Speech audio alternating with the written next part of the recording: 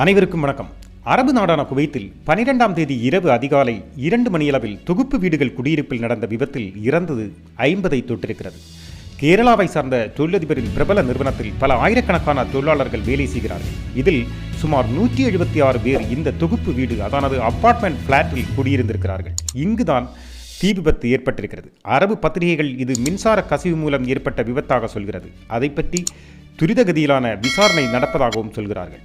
விபத்து ஏற்பட்ட உடனே இந்தியா தனது வெளியுறவுத்துறை இணை அமைச்சரை குவைத்திற்கு அனுப்பி பிரேத பரிசோதனை மற்றும் சட்ட ரீதியான துரித நடவடிக்கைகள் அனைத்தும் துரிதமாக செய்ய வைத்திருக்கிறார்கள். எந்த காலதாமதமோ தடங்களோ ஏற்படா வண்ணம் செயல்பட்டிருப்பது இந்திய அரசு குடிமகன்களிடம் காட்டும் அக்கறையை எடுத்துக்காட்டும் வண்ணம் திறம்பட செயல்பட்டிருப்பதாக சர்வதேச பத்திரிகைகள் சொல்கின்றன.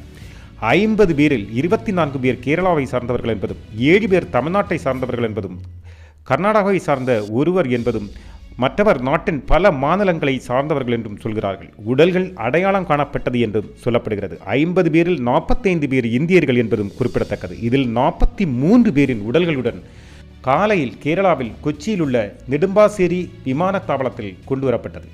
இதே விமானத்தில் தான் மத்திய இணையமைச்சரும் வந்தார் என்பதும் குறிப்பிடத்தக்கது. இறந்தவர்களில் 2 பேரின் மரணம் இன்று காலை உறுதி செய்யப்பட்டதால் அவை கொண்டு வரப்படவில்லை என்று சொல்லப்படுகிறது.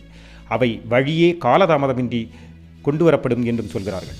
ஒரு விபத்து ஏற்படும் போது தங்கள் குடிமக்களுக்கு எந்த வகையில் எவ்வளவு வேகத்தில் என்ன செய்ய வேண்டும், அதை எப்படி செய்ய வேண்டும் என்பதற்கு இந்தியா உதாரணம் ஆகிறது என்று சொன்னால் மிகையில்லை என்று பத்திரிகைகள் சொல்கின்றன. குவைத் அரசின் ஒத்துழைப்பும் இதில் மகத்தானது என்று குறிப்பிடுகிறது. உடல்கள் கேரளாவின் கொச்சி விமானத்தாவளத்தில் காலையில் வந்து இறங்கிய போது நாட்டின் பல பகுதிகளிலிருந்தும் வந்த அவர்களின் உறவுகளும் உற்றவர்களும் விமான நிலையத்தை கண்ணீரில் நனைத்தார்கள் என்றே சொல்ல வேண்டும்.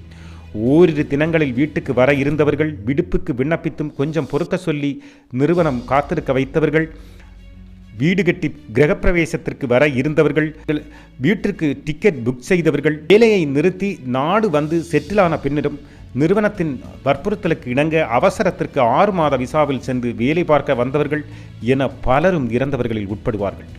குடும்பத்தின் மேம்பாட்டிற்காக நாடு கடந்து உழைக்கச் சென்றவர்கள், தோரணையுடன் விமான நிலையத்தில் வந்திறங்கி வருவதை எதிர்பார்த்த சொந்தங்களின் முன் உயிரிழந்த உடல்களாக வரும்போது உள்ள கண்ணீர் காட்சிகளும் அழுவுறல்களும் விமான நிலையத்தில் அலையடித்தன.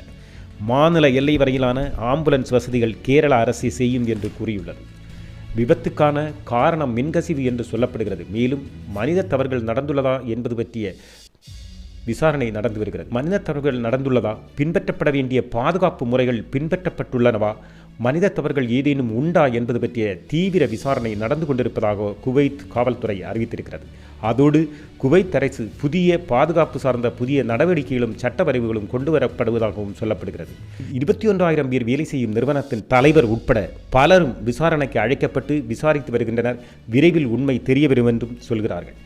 இறந்தவர்களுக்கு மத்திய அரசு 2 லட்சம் அறிவித்ததோடு மாநில அரசுகளும் நிவாரண நிதி அறிவித்திருக்கிறார்கள் என்று சொல்கிறார்கள். 50க்கும் மேற்பட்டவர்கள் இன்னும் குவைத் மருத்துவமனையில் காயம்பட்டு சிகிச்சை பெற்று வருவதாகவும் சொல்லும்போது, அரபு நாடுகளில் மிக பிரபலமான லூலு குழுமம் 5 லட்சம் ரூபாய் நிவாரணம் இறந்தவர்களின் குடும்பங்களுக்கு அளிப்பதாகவும் அறிவித்திருக்கிறது. வாழ்வின் முன்னேற்றத்திற்கு இறுதியடி பிறந்த நாட்டின் உறவுகளின் எதிர்பாராத இழப்பு அவர்களின் உறவுகளுடன் பங்கு கொள்கிறது இந்திய குரல். எங்களது ஆழ்ந்த இரங்கலையும் தெரிவித்துக் கொள்கிறோம். அனைத்து ஆத்மாக்களும் இறைவனை சேர இறைவனை பிரார்த்திக்கிறோம்.